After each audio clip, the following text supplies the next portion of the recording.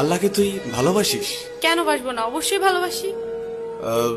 আল্লাহকে কি তোর বয়ফ্রেন্ডের মতো ভালোবাসিস? বয়ফ্রেন্ডের মতো কেন ভালোবাসবো? না মানে তোর ফেসবুক অ্যাক্টিভিটি তো তাই বলে। মানে ঠিক বুঝলাম না। অ্যাকচুয়ালি তোর না তোদের মতো মেয়েদের ফেসবুক প্রোফাইলে ঢুকলেই দেখা যায় কভার পিকচারে কোরআনের ছবি, কিন্তু তুই কোরআন পড়তে পারিস না।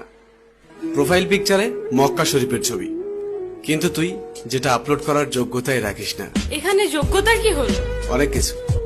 তোর ফিচার ফটোতে 5 ওয়াক্ত নামাজের ফায়দার কথা, কিন্তু তুই 1 ওয়াক্তও পড়িস না।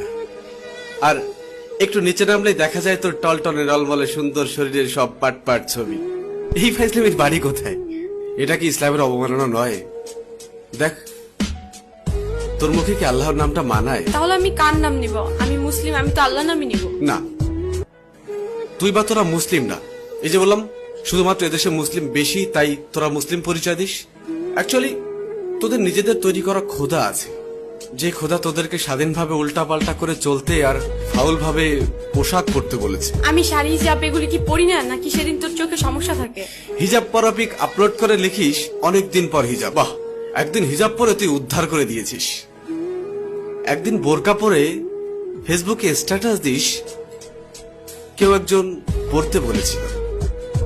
আর তোদের শাড়ি পরা থাকলে বুকের ওপর থেকে কাপড়টা নামিয়ে ফটোশুট শুরু করিস। যতটা সম্ভব নিজের বডি শো আপ নিয়ে ব্যস্ত থাকিস, আলাদা আলাদা ভাবে নিজের বুক, পিঠ, ঠোঁট, চুল।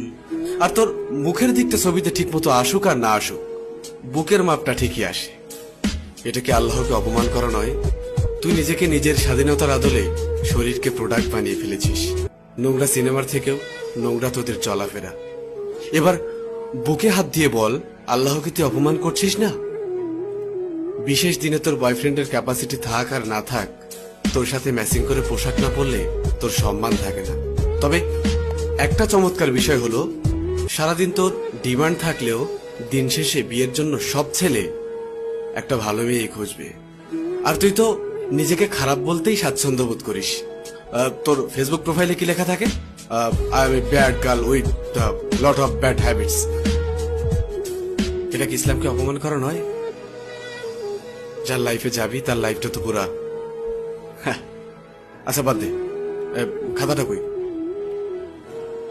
কিরে, মন খারাপ করলি?